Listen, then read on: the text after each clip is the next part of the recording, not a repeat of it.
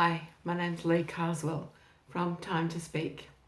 This is the first in a series of short videos that will explore particular words that appear in the Old Testament and look at their Hebrew word, the one that stands behind the English word.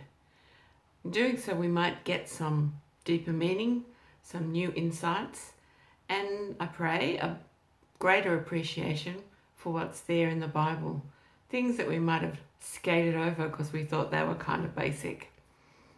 So the first word we're going to look at is pretty fundamental actually to the way that women see themselves, the way that we see ourselves created by God for a particular purpose and for great meaning in His kingdom. The word is helper. We first see it, of course, in Genesis chapter 2 when God creates Eve as a helper suitable for Adam. He observes it's not good for the man to be alone. I will make a helper suitable for him. And then he goes ahead and he creates Eve. So that word helper sometimes makes people bristle. I know certainly people I know have found that word a little bit irritating because it does sound in English as though Eve is just a helper. Not really part of the main game, just an assistant or an accessory. Actually, in the Hebrew, we get a much deeper sense of the meaning of that woman. Now, the word help or helper is used 21 times in Hebrew in the Old Testament. 21 times is actually not that much. Some words are used much more frequently. So it's actually pretty significant that the writer of Genesis chose that word because 16 of the 21 mentions in the Bible, in the Old Testament, describe God. God as the helper. God as the warrior, the protector, the shield, the one who has saved Israel against the Pharaoh, against other nations, against adversity, and against oblivion. So I'll just read Psalm 121 verses 1 and 2 to get a sense. I lift up my eyes to the mountains. Where does my help come from?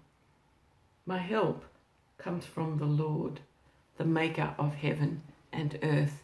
And actually, God's help and refuge and shield are often tied back to the fact that He is the creator, the supreme power. And so when we look at Eve, called a helper, just at the moment where she is created, we see that God has a very special place for her in conjunction with Adam. She's not God, obviously. She's not going to save him from oblivion. In fact, she with him walks into a kind of oblivion. But she has been created by God to fulfill a specific place. She's not just an afterthought. She's not an extra. She's not an accessory. She's not Eve, go get me a cup of tea kind of helper. She's absolutely essential to the work that Adam must carry out and the commission that he must fulfill, because he won't be able to do it alone. It is not good for the man to be alone. And I don't believe that's just talking about a marriage relationship. I believe that's talking about the essential equality within both Adam and Eve as creations. The word that we see in Genesis is helper, suitable. In KJV, it was a helpmeet.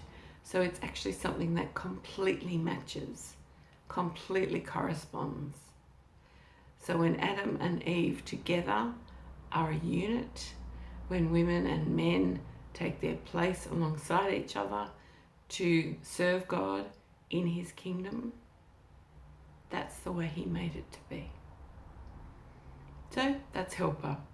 It's a word that we kind of don't really notice much in the Bible unless we're feeling a bit sad that helper is a bit of a wimpy word. Well, it's not wimpy. Helper means somebody who's doing the kind of work that God does for us. Thanks. God bless you.